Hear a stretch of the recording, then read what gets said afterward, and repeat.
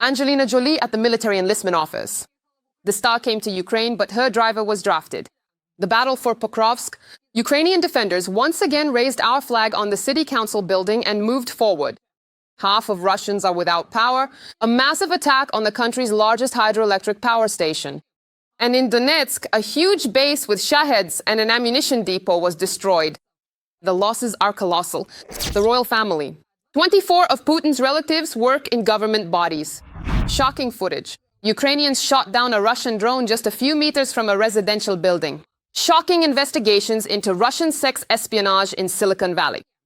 2,500 miners were trapped underground due to Russia's massive shelling of 8 mines.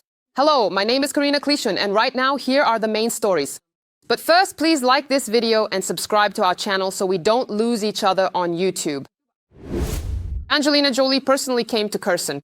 She was there as part of a charitable aid program and visited several medical facilities, spending time with children. She also wanted to support local residents and draw the world's attention to the lives of people who live under Russian army shelling every day. Moreover, as reported by political journalists, Jolie did not inform Ukraine about her visit and secretly crossed the border on foot. But honestly, I find that hard to believe, though she really did arrive without any warning and without making a big announcement. Moreover, the head of the Kherson Military Civil Administration awarded her a commemorative Kherson coin. She gladly accepted it. Freedom Square. This is where people came out to protest. Ukraine cinema. And here is an image of the Kherson stele, which greets you as you enter the city. This is a unique coin, released in a limited edition. We really wanted you to have it. Just imagine, a world-famous star doesn't announce her visit in advance because she genuinely wants to help, not to chase hype. Moreover, during her visit, she heard repeated explosions, but she wasn't afraid. This woman has more steel than the President of the United States. But the most interesting thing happened before arriving in Kherson. At one of the checkpoints, the American star's motorcade was stopped and one of the drivers, a 33-year-old Ukrainian, was mobilized because he didn't have the necessary exemption documents. Jolie even had to visit a Ukrainian military enlistment office. The ground forces stated that the star went there not to rescue the driver, as many wrote, but to use the restroom.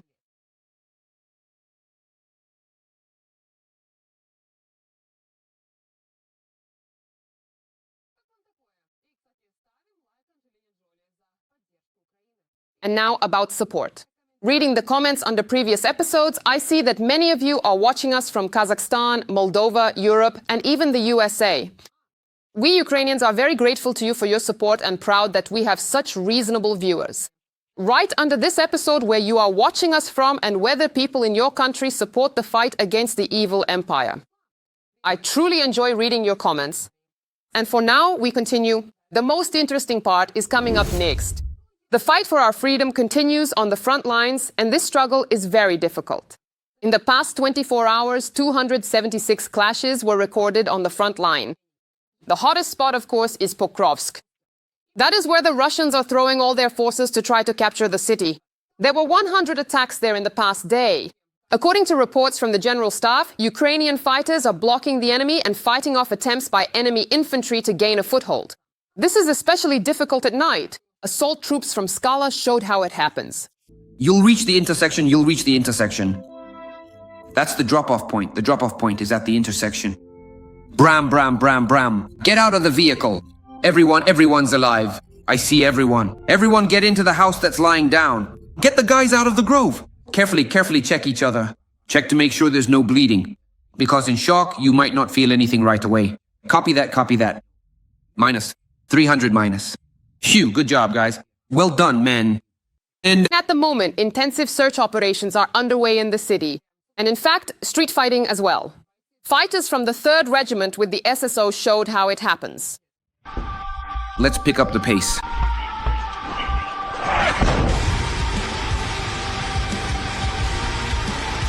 Alive? Let's go. Over here to the dugout. Who's 300?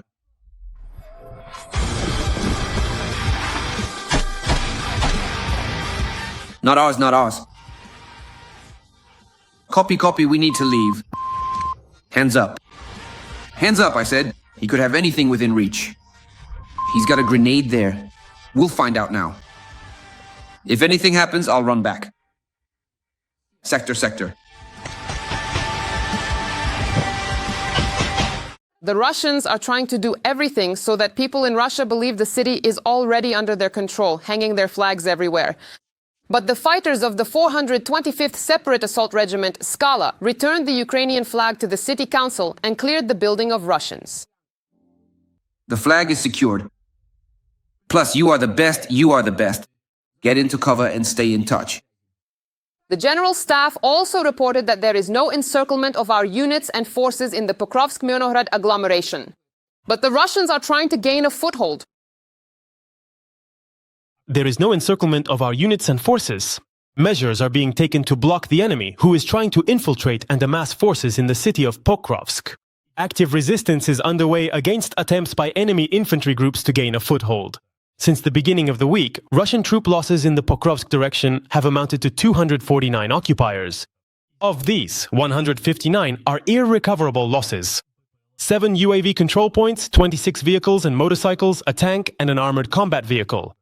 And as military signalman Flash reports, a military political decision has been made to hold Pokrovsk and Myrnograd for as long as possible. All available reserves will be brought in there. Overall, according to the Institute for the Study of War, the occupiers' success in the Pokrovsk direction became possible thanks to their targeted hunt for Ukrainian UAV operators. For the past 5 months, the Russians have been conducting an airstrike campaign against rear areas near the front, aiming to disrupt logistics and reinforcements and to weaken Ukrainian defenses, including drone systems. After all, assaults by small groups overload Ukrainian positions, and our drone operators don't have time to launch UAVs. Moreover, the Russians have created the Rubicon Center to counter our UAV units. But this is costing them dearly. The Russians are suffering heavy losses because sometimes they can only fend off our drones with their bare hands.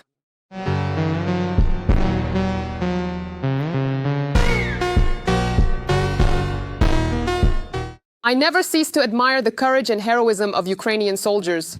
They are holding the front and standing up to a huge horde that vastly outnumbers them.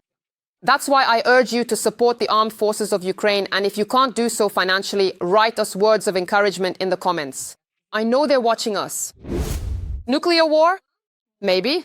Let me remind you, against the backdrop of Putin's statements about nuclear tests of the Burevestnik and Poseidon, Trump also decided to show off his stockpiles. The US conducted a test launch of an intercontinental ballistic missile capable of carrying a nuclear warhead. It flew about 6,700 kilometers and hit its target.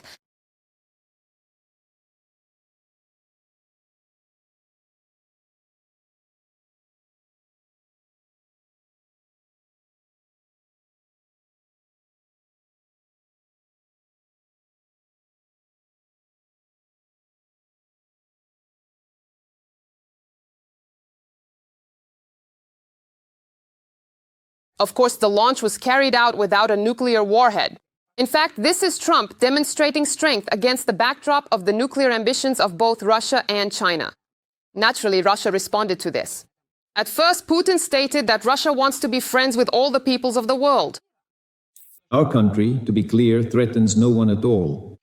But later, Putin ordered preparations for a nuclear test, specifically to work out whether it is possible to test a nuclear explosion of an atomic bomb.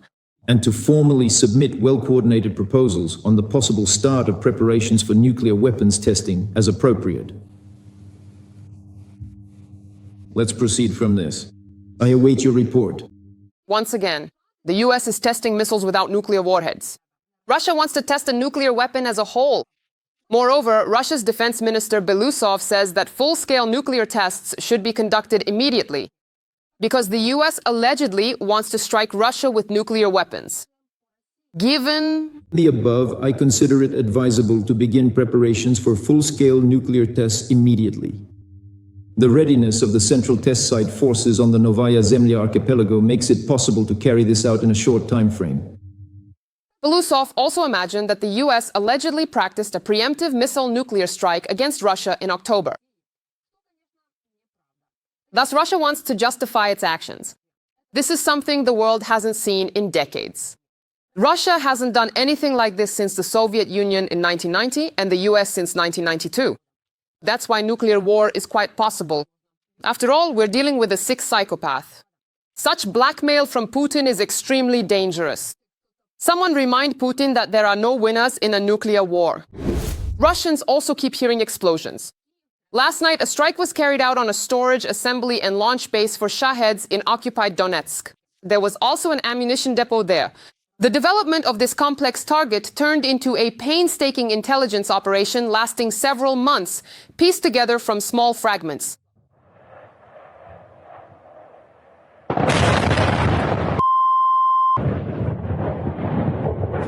Special operations forces, missile troops and artillery all worked on this. Also involved was the brigade reconnaissance of the Birds of Madhyar unmanned systems forces. As you understood, the depot was destroyed. Here's how it happened.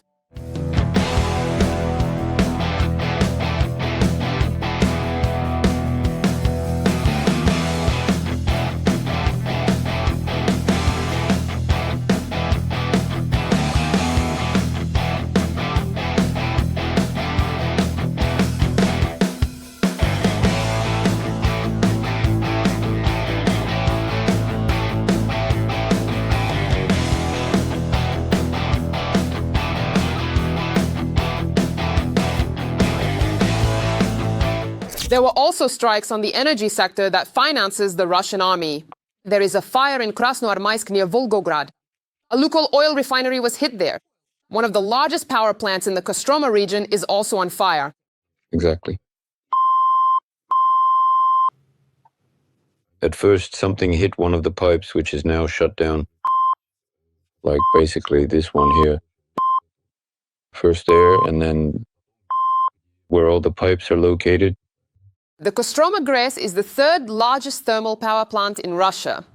Our forces continue to operate and hit their intended targets. The Russians are not stopping and continue to strike at Ukraine's energy sector. Another strike took place yesterday in the Dnipropetrovsk region, as a result of which 8 coal mines were left without power. A total of 2,595 miners were trapped underground. Yet another attempt by the Russians to destroy Ukraine's civilian population. Fortunately, rescuers were able to save the people and quickly organize their evacuation from underground. There were no casualties or injuries. Nepotism in the Kremlin is standard practice. At present, 24 of Putin's relatives hold positions in the Russian government. This is reported by the publication Projekt. They collected this data as part of their investigation, Fathers and Children. It was revealed that the families of all 4 of Putin's known lovers received income from state institutions. These include Lyudmila Putin's latest, Alina Kabaeva, Svetlana Krivonogih, and Alisa Kharcheva. Also on the list are both of Putin's official daughters, Maria and Katerina, as well as his cousins Yevgeny and Igor, and his cousins Lyubov Shalomova and Lyubov Kruglova. The highest-ranking positions are concentrated within the family of the president's cousin, Yevgeny Putin. Anna Sivileva, Sergei Sivilev, and Mikhail Putin hold major posts in the government and Gazprom. Another branch, through his cousin, controls Roshydro. The company is headed by the president's nephew, Viktor Kamarin. Putin hates Russians, but he loves his family very much. And money? As we all already know, Russia constantly targets civilians and their homes with shelling. But Ukrainian interceptor drones are working at full capacity. Ukraine continues to develop in the field of drones.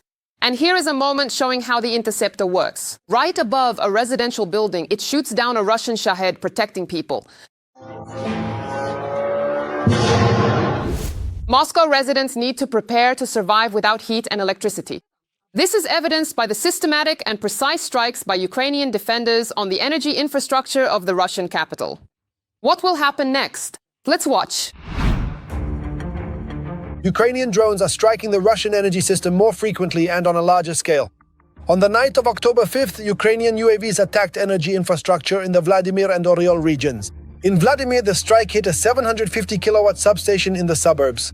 Local residents claimed that the city was attacked by missiles, not UAVs.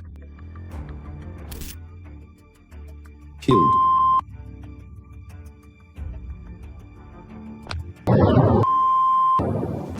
In Oriol, explosions thundered in the area of the local CHP plant, the largest source of electricity and heat in the region.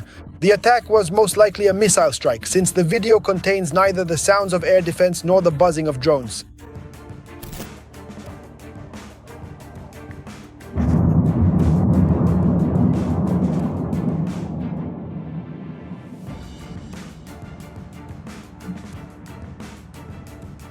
That was a big bang. This is already the second attack on the Oriol CHP plant in the past week. On October 31st, it was hit by Neptune cruise missiles. At that time, the city was left without power. Also, on the last day of October, the Vladimir CHP plant was on fire. Moreover, this substation supplies electricity to the central region, including Moscow, Vladimir, Nizhny Novgorod, and partly Ivanovo regions. In general, it also participates in transmitting power from the Kalinin nuclear power plant to the Kostroma GRES and other major energy sources. The stable operation of the Vladimir substation is critically important for the reliability of the Russian power system balance. It holds special significance. Energy from the Kalinin nuclear power plant is supplied through it. This makes the substation one of the key facilities for the Moscow energy hub. The Ukrainian armed forces want to cause a blackout in the Whitestone, Moscow by striking substations around Moscow. In recent weeks, attacks on important energy hubs have been recorded. Arzamas 500 kilovolts on October 14th, Balashov 500 kilovolts on October 16th and 25th, Vladimir 750 kilovolts. October 17th through 31st, November 5th. Vishkaima 500 kilovolt, October 18th. Novobryansk 750 kilovolt, October 29th. Lipetsk 500 kilovolt, November 2nd. Prolovskaya 500 kilovolt, November 3rd. According to industry analysts, the goal of the strikes is to deprive Moscow of the ability to receive maneuverable electricity from the Volga hydroelectric power stations.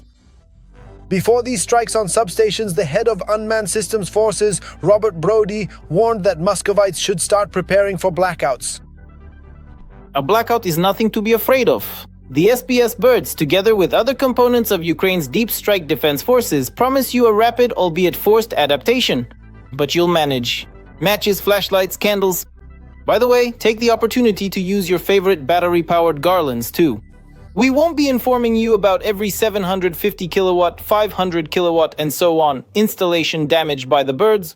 Just go by the principle: light, warmth, boom, darkness, cold. And your open source intelligence in public channels is still working flawlessly as long as there's internet. The strikes were announced and the strikes happened. And the enemy, even knowing which infrastructure would be targeted, was unable to organize an effective defense. There were announcements that blackouts were expected, and only after that did the drones take off. If such strikes continue, in the short term, Moscow will be left without electricity. Plus, there are strikes on gas storage facilities and gas distribution stations. Then the capital of the Russian Federation will be left not only without electricity, but also without heat. Meanwhile, dozens of locomotives have been set on fire in Russia. And this is the work of agents from the Freedom of Russia movement. According to the main intelligence directorate of Ukraine, the agents carried out a whole series of operations against the occupiers' logistics.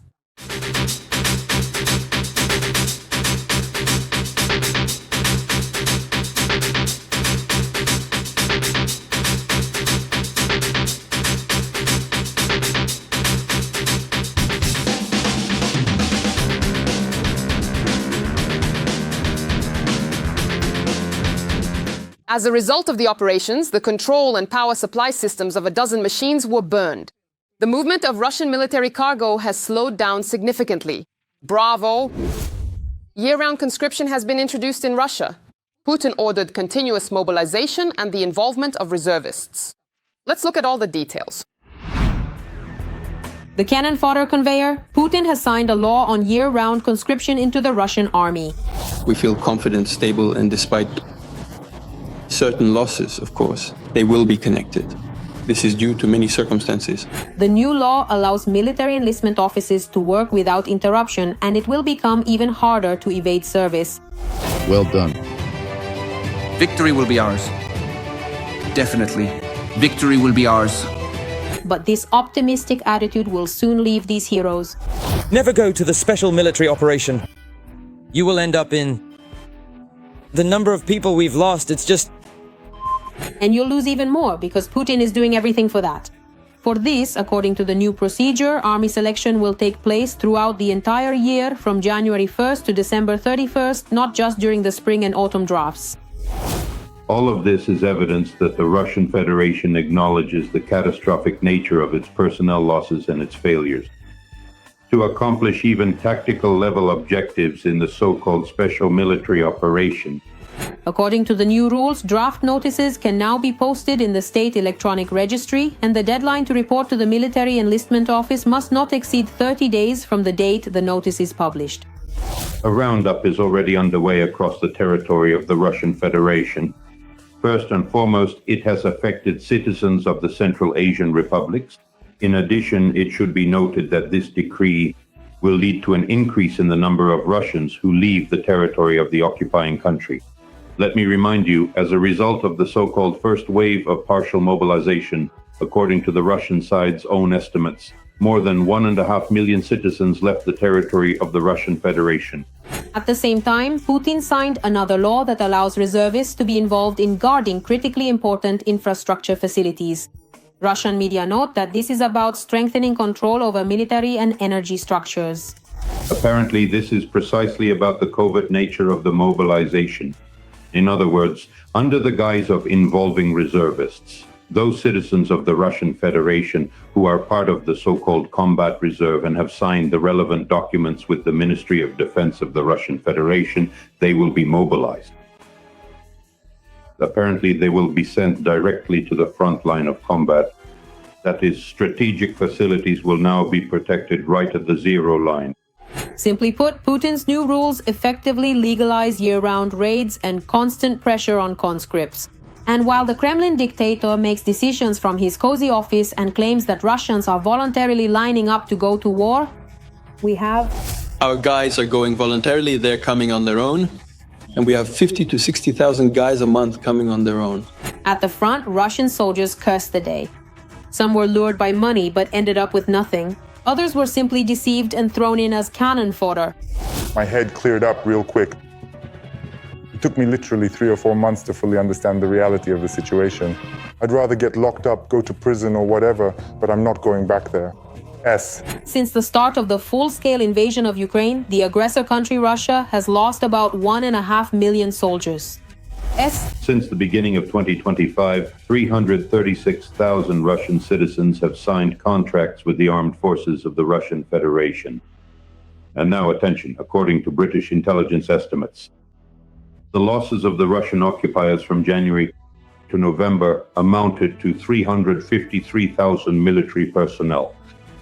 In other words, the losses of the Russian army are much higher than its ability to replenish its personnel. That is, solving the issue of replenishing personnel through volunteers, even with financial incentives, and most of the volunteers are residents of depressed regions of the Russian Federation, does not solve the problem of replenishing the ranks. No matter how many soldiers the Kremlin sends to Ukraine, only defeat and death await them here. And the Russian ruler understands this perfectly well. But in fact, he doesn't care. Every voice matters. Join our community, support independent journalism and help us bring you the truth from Ukraine. Become a member of Ukraine Today. Join us now. Russian sex espionage in Silicon Valley. A former Putin intelligence officer spoke about how FSB agents in short skirts hunt and seduce the best IT specialists in the United States in order to uncover and pass technological secrets to Moscow. Believe me, it's very interesting. Putin's girls don't let American counterintelligence get bored.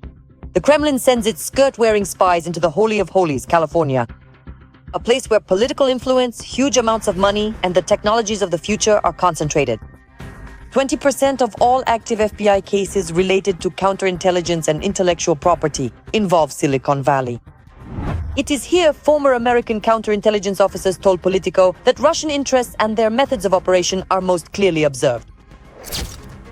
According to one former official, sex workers who targeted top executives in elite bars and nightclubs, such as Rosewood Sand Hill, an ultra-luxurious hotel near Silicon Valley's leading financial firms, notorious for its raucous Thursday mixers, as well as the Redwood Room, a prestigious bar at the Clift Hotel in downtown San Francisco, and other venues, were identified as potentially passing information to Russian intelligence agents. If I were a Russian intelligence officer and knew that these high-class women were taking CEOs of major companies up to their rooms, I'd pay them for information too, this person said. That's exactly the idea of concentric circles. You just need to be inside, to have someone on the inside whom you can access. The method of catching the right person in a honey trap is one of the most popular among intelligence agencies. In Russia, FSB agents actively use it inside the country against opponents of the system, not to mention abroad, where there is such reverence for exotic Russian matryoshkas. Former Putin's sex agent Alia Rosa, who is now building a new honest life in Los Angeles, told the New York Post how Russian girls lure IT specialists into their nets.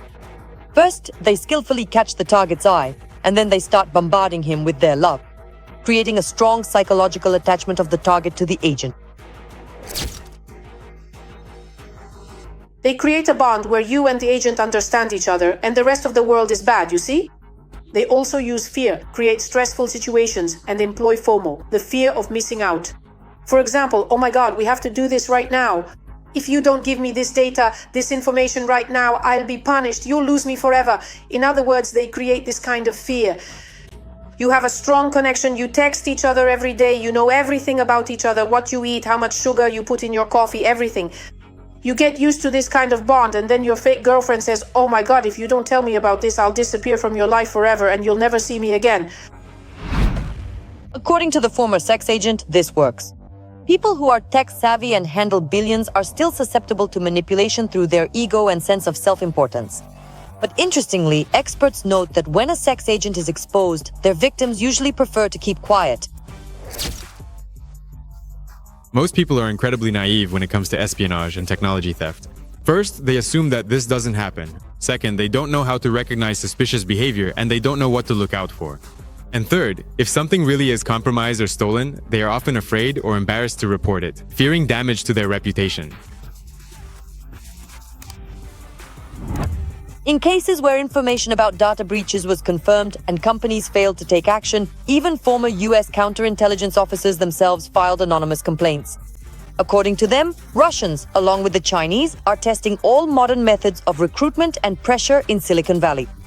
And once these methods are implemented and tested here, they will be used in other states as well.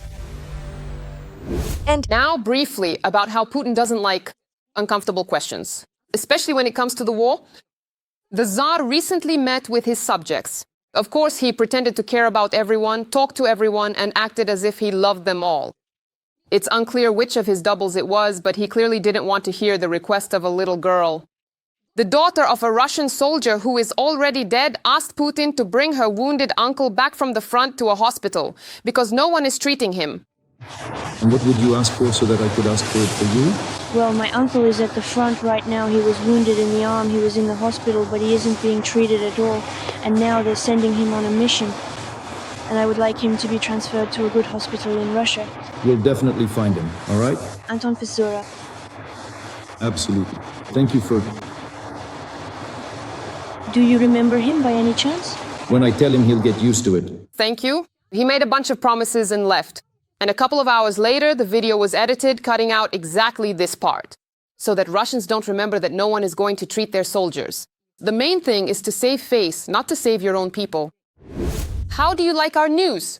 Write to us about what we should change to become better. We will definitely take it into account. In the meantime, please like this video to support what we do.